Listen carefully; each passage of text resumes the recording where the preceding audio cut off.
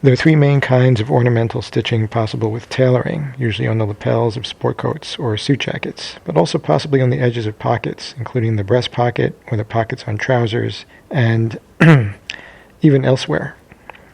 The first and most simple kind is pick stitching, which is generally done close to the outside edge of the fabric.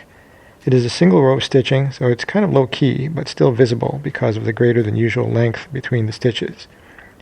If the fabric is thick, like a flannel, it's even less noticeable, but it can be seen more readily on lighter cloths, like worsted wool. Pick stitching should be done by hand and is meant not only to be decorative, but to demonstrate the amount of skill and effort that has gone into making a particular garment. When it's done by machine or in certain light fabrics, it can lead to puckering, which to me looks like when the glued canvas in between the layers of a cheap fused jacket begins to come loose, so please choose carefully. When stitching is done a little further away from the edge of a lapel, it can create a second decorative detail, which is called a swelled edge.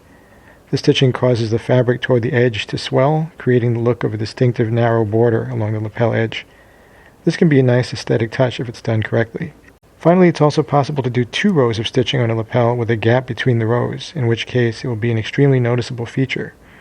The presence of the double stitch is typical of Neapolitan-style tailoring rather than other traditions like the British style, testifying to the more outgoing personality of tailoring from southern Italy. This is for the bold and, quite frankly, not for everyone. I personally think it's too much. Note that visible stitching details do always make a garment more casual looking, so they should be reserved for sport coats and casual suits if used on a jacket.